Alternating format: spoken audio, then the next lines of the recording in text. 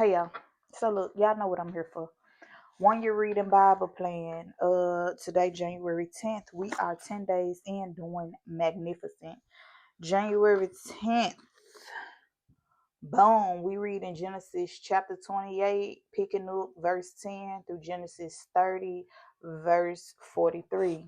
So that's what we're reading on today. Our goal is to read this entire Bible by the end of the year. We in Genesis, we over halfway through Genesis. We got 4 more days left in Genesis before we move on to the book of Exodus. We're doing great. So boom. Recap from yesterday. Yesterday we ended reading chapters 24 through the top half of chapter 28.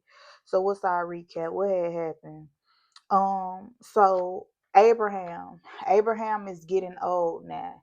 He calls in his servant and he told his servant, look, make a promise to me that you will find Isaac, my son, the promised son, a wife. We stand in this new land in this country that don't yet belong to God. Done promised this land to us, but this ain't really our birth country. I don't want my son marrying none of these women. Ew. Go back to my home country and find a wife from for my son from my family hometown. The servant like, cool, got you, makes the promise. Abraham tell him like God gonna go before you. He gonna do a thing. So the servant goes back to Nahor's city. Nahor is Abraham's brother.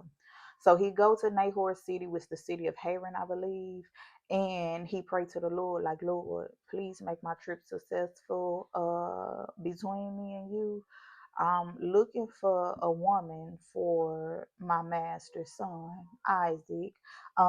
Between me and you, let this woman line up like how we need her to line up. Then I know for sure it's you that done chose this woman to be Isaac's wife. Boom.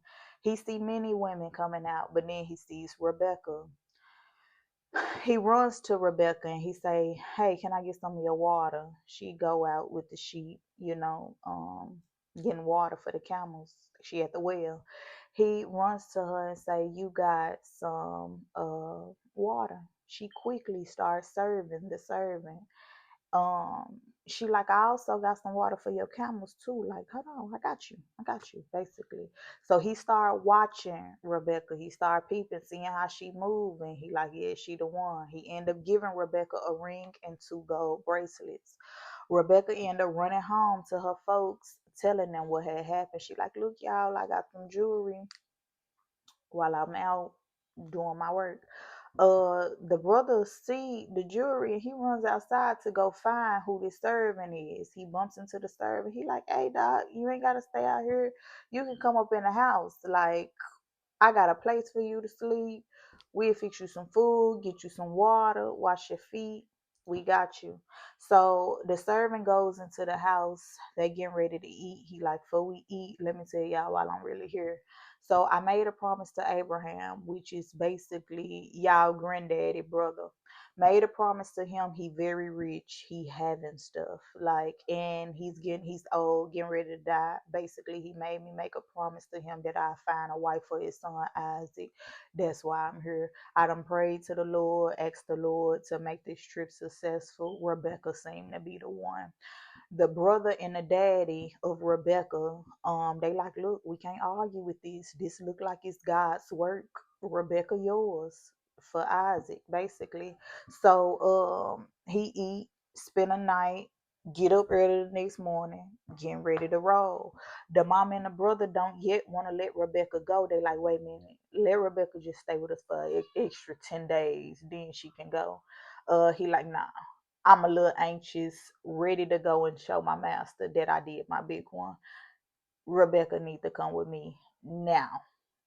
They like, okay, we gonna ask Rebecca what she wanna do. Rebecca, you wanna go with this man? And do he end up upgrading her, giving her all these nice clothes and jewelry and gifts, end up giving the mama, the brother gifts. I'm talking about he just upgrading these folks' life. They send Rebecca on by her way and they send Rebecca's nurse with her. So the nurse also traveled with Rebecca to this new life. Fast forward, Isaac is which is Abraham's son, the one who we getting a wife for. He outside clearing his mind. He going for a walk, mind probably heavy, um, trying to clear his brain. Rebecca on the camel, she asked the servant, "Who is that man?" He like this basically this can be your husband. So they approach Isaac. The servant ended up telling Isaac everything that had happened, from the promise that he made with his daddy, everything. Isaac like cool. He takes Rebecca in the tent, have sex with her, fall in love with Rebecca. Excuse me. That was what happened in Genesis 25. I mean 24. Chapter 25, Abraham ended up getting old. He gets old. He got a new wife, Keturah. I know Sarah had died. He buried her in Machpelah. So he old. He done had a new. He got a new wife. They had some more children. Um, Abraham done died now. Before he died, he give out all his kids that he have. He get them. They share what they need, and then Isaac, the promised son, he gave him everything he owned. Uh, Ishmael now ends up dying. Ishmael is Abraham's oldest son, which is Isaac's brother that come from Hagar, the slave woman, Sarah's slave woman. So Ishmael dies too. Before Ishmael died, though, Isaac and Ishmael buried Abraham and Machpelah with Sarah, the field that he had bought. So that's what had happened there. Fast forward, Isaac is Isaac and Rebecca is now pregnant. Isaac 40 years old. Isaac 40 years old. He ended up getting Rebecca pregnant. They now pregnant. Rebecca pregnant with twins. She having some trouble while she pregnant with these twins. She like, Lord, what happening to me? He like, so you got two nations in your belly that's gonna fight against each other. The uh older brother is gonna serve the younger brother. That's what you're going through right now. Fast forward, that's what had happened there. Now it's a famine in the land. So Isaac leaves where he at, where a famine is. An extreme shortage on food. So you go to Walmart, you go to Kroger, you go to Aldi, you go to Superdome. Ain't no food up in there. You ain't trying to go hungry. You go somewhere else to see if they got food in that place. So Isaac, it's a famine in the land. Isaac end up leaving. God say, look, go to this land that I lead you, but don't go to Egypt. So Isaac end up going to Gerar, which is where King Abimelech ruled. What King Abimelech ruled over. So Isaac ended up lying, just like his daddy Abraham, talking about Rebecca is my sister. Said he folk Rebecca his sister. So after staying there so long, clearly you can't lie for too long. So Abimelech ended up looking out his window, peeping Isaac and Rebecca enjoying themselves. The Bible say enjoying themselves. I imagine they maybe were having sex. They were kissing. He was smacking on the butt. Abimelech peep game. That's your wife. He called for Isaac. What you lie for? This your wife. He like, look, I ain't want y'all to kill me and try to keep Rebecca. So I just said that was my sister. Um, so he gets kicked out of the land. He like, look, you know, before he get kicked out of the land, he end up Abimelech told him, like, you done did a bad thing. These men here could sleep with your wife and you can bring great trouble to the land. Abimelech, like, he ended up putting in an order, like, look, don't hurt, harm, put in danger this man or this woman in any kind of way. If you do, you gonna die. Um, Now Isaac's starting to get rich. He's starting to get really, really rich. These people, the Philistines, they're starting to despise him. They jealous of him. Um, Abimelech, which is the king, he like, look, you got to go. You more rich and powerful than we is. At this point, you just got to roll. So he sent him on, but he sent him on in peace. That's what happened in Genesis chapter 26. Genesis chapter 27. Now, um, uh, Isaac and Esau. Yeah. Isaac getting old now. Oh, Esau did get married. Esau, the oldest twin, he got married to two tight women. Isaac and Rebecca didn't like it at all. They like ew, ew. So Isaac is getting old now. Isaac is getting very old. Mind you, Jacob and Esau are the twins. Isaac is getting old. The twins getting old. One of the twins then got married, in fact. So Isaac called for the older twin, which is Esau. He like, look, Esau, come here, let me holler at you. Mind you, Esau, the oldest twin, was a hunter. He was outside. The youngest twin, he was quiet. He was in the house. He did house duties. Um, Esau was Isaac's favorite. The oldest twin was his daddy's favorite. The youngest twin, Jacob, was the mama favorite. So Isaac ended up calling in the oldest twin, Esau. Excuse me. Ended up calling in the oldest twin. Come here, let me holler at you. I'm getting ready to die. Let me give you my blessing before I die. But I'm hungry. So I need you to go out to the fields, hunt them animals like you do, cook them the way you know I like to eat them. Then when after I eat, I'ma bless you. Boom. Uh, mind you, before this time, Esau ended up selling his birthrights, his as the firstborn to his brother. How he ended up doing that? He was so hungry that he seen his brother making some soup, and he told his brother, "Give me a bowl of that soup." Jacob like, "Give me the rights. Give me your rights as firstborn first." He like, look, I'm hungry, dying of starvation at this point. What is some birthrights to me if I end up dying of hunger? Give me the bowl of soup. Jacob say, make an oath, give me your birthrights. Esau ended up doing just that foolish thing, I'll say. But he ended up making an oath to his brother to pass on his birthrights. And yeah, that's what happened there. Now fast forward back to what we were saying. Rebecca ear hustling, and she hear Isaac tell Esau like, "Look, make me that food, kill them animals, make that food the way I like it. When I finish eating, I'ma bless you." Rebecca ear hustling, she hears, so she go back to her favorite twin, which is the baby boy, Jacob. She like, Jacob, look, listen to me. I heard your daddy tell your brother that he getting ready to bless them. What I need you to do is go out to our field, get some animals, bring them to me. I'ma cook them the way your daddy like them. I know what he like. I'ma cook them the way he like them. I'ma give it to you. You gonna go and feed them. Jacob like, okay, mom, but me and my brother two different people. He hairy, I'm not hairy, so my daddy can just easily feel my arm.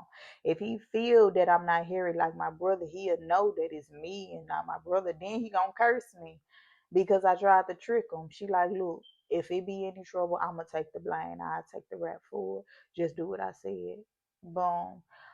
Jacob ended up going out there doing just what his mama said. His mama cooked the food up. She skinned the goat, put the fur up on his neck and up on the skin, the animal skin. She put it on his arm, put it on his neck so he can be furry. And she put some the other twins' clothes on this twin so he can have that scent basically.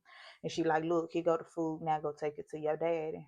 He going there with the dad. The dad like, how you get through with this food so quick? He like, look, the Lord provide. He Isaac a little skeptical. You know, he blind. He can't really see. He a little skeptical. He like, look, your voice don't sound like him. Come here. Let me feel you. Okay, you hairy like him. I don't know. But I'm going to bless you anyway after he get done eating. So he blesses the wrong son that tricked him. He leave out of there. Just as this twin is leaving out, the other twin is coming in from hunting. He's not preparing his meal, preparing his food in a way his daddy liked it, just like his daddy instructed him to do. He then goes in, take this food to his daddy. He like, daddy, eat. I'm ready for my blessing. Isaac is livid at this point. He like, wait a minute, who you? He like, I'm your son, Esau, the one you supposed to be blessing. He like, well then who is that who just left up out of here who I done already ate and gave the blessings to? Esau now hearing what his daddy's saying, he's livid. Both of them are livid. Esau is crying at this point. He like, this ninja done tricked me. I'm gonna kill him. That's what I'm gonna do. Rebecca ear hustling. She hear her other son. She hear the other twin telling the daddy that he gonna kill this twin after his daddy die. She like, run for your life. I don't want to lose both of my sons in the same day. Run, and I send order for you to come back. She ordered for him to go to her brother house, Laban, in where they from. Boom. um Jacob flees. Jacob goes to Laban. Now, chapter 28, the top of chapter 28, Esau, the oldest twin that got tricked, end up learning that the mom and daddy end up sending Laban off. I mean, end up sending Jacob off to the uncle, Rebecca brother. And this twin ended up realizing like my daddy really didn't want me to marry these women, all this type of stuff. So he basically ended up trying to right his wrongs. So while uh Jacob is going to his uncle on his mama's side, Esau is going to his uncle on his daddy's side, which is dead, but he finding a wife from his uh basically both of them finna marry their cousin. One twin finna marry a cousin on his mama's side, the other twin finna marry cousin on his daddy's side, basically. So that's that. That's our recap from yesterday. I know it's long, but that's what had happened. Now is January 10th, and we read in Genesis chapter 28 through Genesis 30, and we start in verse 10 in Genesis chapter 28. Let us read. Genesis chapter 8, verse 10. Jacob left Beersheba and went to Haran. The sun had already set when he came to a good place to spend the night. He took a rock there and laid his head on it to sleep. Jacob had a dream. He dreamed there was a ladder that was on the ground and reached up into heaven. He saw the angels of God going up and down the ladder. And then Jacob saw the Lord standing by the ladder. He said, I am the Lord, the God of your grandfather Abraham. I am the God of Isaac. I give you the land that you are lying on now. I will give this land to you and your children. You will have as many descendants as there are particles of dust on the earth. They are spread east and west, north and south. All the families on the earth will be blessed because of you and your descendants. I'm with you. I'll protect you everywhere you go. I'll bring you back to this land. I will not leave you until I have done what I promised to do. Can you say the Lord is faithful? He stand on business. Verse 16, then Jacob woke up and said, I know that the Lord is in this place, but I didn't know he was here until I slept. So sometimes you know that there is a God, but it takes for you to really encounter God for you to know without a shadow of a doubt. Like, you ain't telling me nothing. I know there's a God. I've encountered him. That's how Jacob is feeling right now. Verse 17, Jacob was afraid and said, this is a very great place. This is the house of God. This is the gate to heaven. Verse 18, Jacob got up very early in the morning. He took the rock that he had slept on, set it up on its edge, then he poured oil on the rock. In this way, he made it a memorial to God. The name of that place was Luz, but Jacob named it Bethel. Pause. So basically, when Jacob fell asleep, had this dream encounter with the God he had encounter with God, he had slept on the rock. He used this rock as a pillow. Once he woke up, he basically anointed this rock. He poured oil on it, used it as a, what it say, a memorial to God. A memorial to God is basically a reminder of God's covenant, his promises, his blessings, his faithfulness. Just like y'all wear y'all cross necklaces, it's just a tangible reminder that God is who he says he is. So he used this rock as the memorial of God. Verse 20. Then Jacob made a promise. He said, if God will be with me and if he'll protect me on this trip and if he gives me food to eat and clothes to wear and if I return in peace to my father's house, if he does all these things, then the Lord will be my God. I am setting this stone up as a memorial stone. It'll show that this is a holy place for God and I give God 1/10 of all he gives me. Pause. So when it comes to the 1/10, this is our second time now hearing about the 1/10. The first time we heard about it, Abraham had won some stuff in battle. He ended up giving Melchizedek 1/10 of what he won in battle. It was not commanded for him to do that. That's what he decided to do. Second time we hearing about the 1/10, this is Jacob like making a bargain with God. Lord, if you do this, you do that, you do this for me, you gonna be my God. I'm gonna give you 1/10 of everything you give me. He's not commanded to do this. He's not obligated to do this. This is a choice that he's making to do this. Chapter 29 in Genesis. Then Jacob continued his trip. He went to the country in the east. He looked and saw a well in the field. There were 3 flocks of sheep lying near the well where the sheep drank.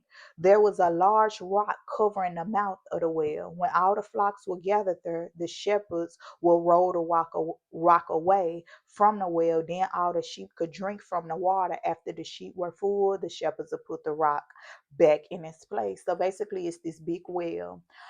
It's already 3 sheep sitting there waiting. Like, I wish this other flock gone come on so I can drink some water from here. So they got this well, but it's rock covering the well, covering the mouth of the well. They wait till all the other sheep come, all the other herd and animals get there. Once they all gather there, they move the rock. All the animals drink from the well. Once they full, cover it back up, put the rock there. Verse 4, Jacob said to the shepherds there, brothers, where you from? They answered, we are from Haran. Then Jacob said, do you know Laban, the son of Nahor? The shepherds answered, Laban, mind you, Laban is his uncle, Rebecca's brother. After she said flee, he went right to where he needed to flee to. So the shepherds answered, we know him. Then Jacob said, how is he? They answered, he is well. Look, that's his daughter Rachel coming now with his sheep. Verse 7, Jacob said, look, it is still day, and long before the sun sets. It's not yet time for the animals to be gathered together for the night. So get in water and let them go back into the field. But they said, we cannot do that until all the flocks are gathered together. Then we'll move the rock from the well and all the sheep will drink. While Jacob was talking with the shepherds, Rachel came with her father's sheep. It was her job to take care of the sheep. Rachel was Laban's daughter, which is Jacob's cousin. This your cousin. Laban was the brother of Rebekah, which is Jacob's mother. When Jacob saw Rachel, he went and moved the rock and gave water to the sheep. Then Jacob kissed Rachel and cried. He told her that he was from her father's family. He told her that he was the son of Rebekah. So Rachel ran home and told her father. When Laban heard the news about her sister's son Jacob, when I'm sorry, when Laban heard the news about his sister's son Jacob, he ran to meet him. Laban hugged him and kissed him and brought him into his house. Jacob told Laban everything that had happened. Then Laban said, this is wonderful. You are from my own family. So Jacob stayed with Laban for a month. One day Laban said to Jacob, you are a relative of mine. It's not right for you to continue working for me without pay. What should I pay you? He like, look, it don't even sit well with me that you working for me for free. Verse 16. Now Laban had 2 daughters. The older was Leah, and the younger was Rachel. Leah's eyes were gentle, but Rachel was beautiful. Pause. Can somebody tell me what that means? Leah's eyes were gentle. I it Do she have lazy eyes? What's going on? Gentle as in weak? Like what? Y'all tell me what they mean with Leah and the gentle eyes. But Rachel was beautiful. Verse 18, Jacob loved Rachel, so he said to Laban, I'll work 7 years for you if you allow me to marry your daughter Rachel. Laban said, it'll be better for her to marry you than someone else, so stay with me. So Jacob stayed and worked for Laban for 7 years, but it seemed like a very short time because he loved Rachel very much. Verse 21. After 7 years, Jacob said to Laban, "Give me Rachel so that I can marry her. My time of work for you is finished. I done did my due diligence. Give me my wife." Verse 22. So Laban gave a party for all the people in that place. That night, Laban brought his daughter Leah to Jacob. Jacob and Leah had sexual relations together. Laban gave his maid Zilpah to his daughter to be her maid. In the morning, Jacob saw that it was Leah he had slept with, and he said to Laban, "You tricked me. I worked hard for you so that I could marry Rachel. Why did you trick me?" Pause. Well, maybe he tricked you because you reap what you sow. Laban is just like his sister. They're conniving. They are conniving people, very deceptive. So he tricked you in the same way that you let your mama trick you into tricking your brother, into tricking your daddy for his inheritance. That's what's going on here. You read what you sow, Jacob. Verse 26. Laban said, "In our country, we don't allow the younger daughter to marry before the older daughter." I feel like he should have told him that on the front end. Verse 27. Continue for the full week of marriage, the full week of the marriage ceremony, and I'll also give you Rachel to marry, but you must serve me another 7 years. Interesting.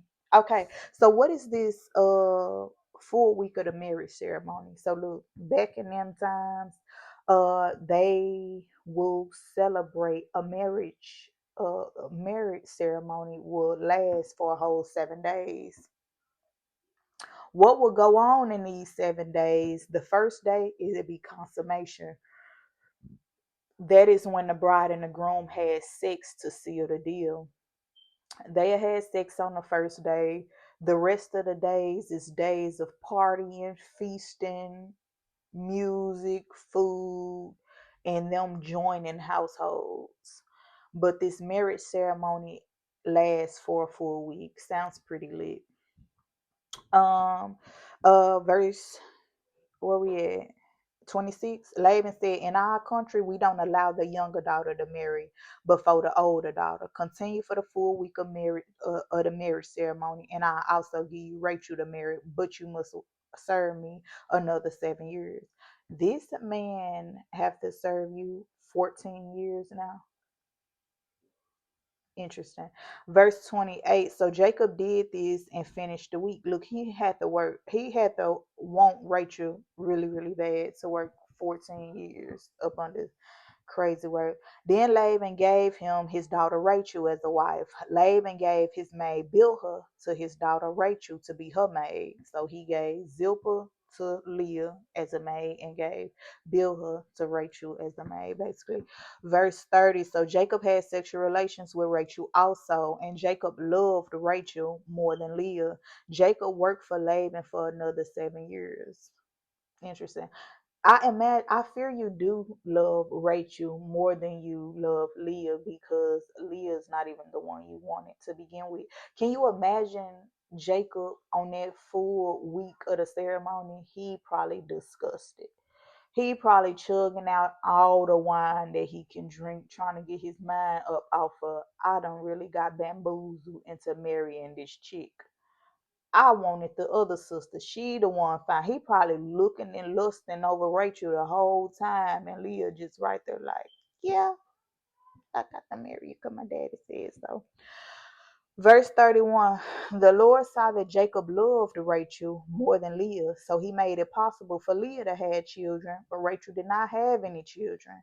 Leah gave birth to a son, and she named him Reuben. She named him this because she said, "The Lord has seen my troubles. My husband does not love me, so now maybe my husband will love me." Verse 33. Leah became pregnant again and had another son. She named this son Simeon. She said, "The Lord has heard that I'm not loved, so he gave me this son." Leah became pregnant again and had another son. She named this son Levi. She said, "Now surely my husband will love me. I've given him 3 sons." Then Leah gave birth to another son. She named this son Judah. Leah named him this because she said, "Now I will praise the Lord." Then Leah stopped having children. Look. One, ain't no amount of children you can have for this man to love you if he don't love you. That ain't happening. Two, Jacob. Leah couldn't have been that bad if you constantly knocking all these children up inside her. Like, you couldn't have despised her that much. And that even shows that men would have sex with women, have babies with these women, and don't have no feelings towards them. Don't even love them for real. Interesting. Genesis chapter 30, our last chapter for today. Rachel saw that she was not giving Jacob any children. She became jealous of her sister Leah. So Rachel said to Jacob, "Give me children or I die."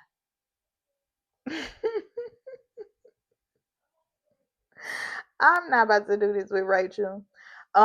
Verse 2, Jacob became angry with Rachel and said, "I'm not God. He is the one who caused you to not have children." Then Rachel said, "You can have my maid Bilhah, sleep with her, and she'll have a child for me. Then I can be a mother through her."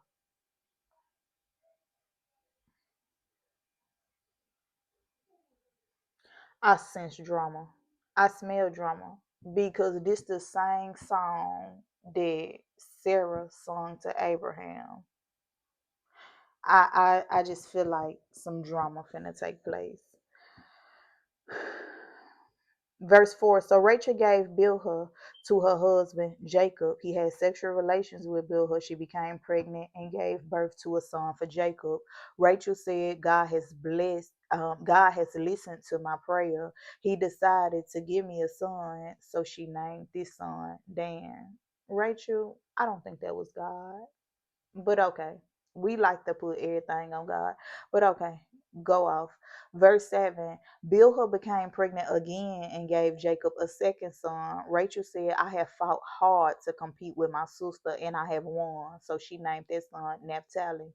Yeah, you think God is in the midst of competition? You think he's reaffirming your jealousy? I think not. But again, go off. Verse 9, Leah saw that she could not have no more children. So she gave her slave girl to Zilpah, her slave girl Zilpah to Jacob. These folks are just tossing this man back and forth. Rachel sleeping with him, Leah sleeping with him, having multiple children. Leah can't have no more children. Rachel, man, she can't have children. She give her slave. Leah, like, okay, I ain't had no more children. I'm gonna get my slave. Like, this is too much. This is four women tossing this man around. Like, baby wars is crazy. Verse 10, then Zilpah had a son. Leah said, I'm lucky. So she named the son Gad. Zilpah gave birth to another son. Leah said, I am very happy. Now women are called me happy. So she named this son Asher. During the wheat harvest, Reuben went into the fields and found some special flowers. He brought them to his mother Leah. But Rachel said to Leah, please give me some of your son's flowers. Rachel, you got some there. Verse 15, Leah answered, you have already taken away my husband. Now you trying to take away my son's flowers? But Rachel answered, if you will give me your son's flowers, you can sleep with Jacob tonight.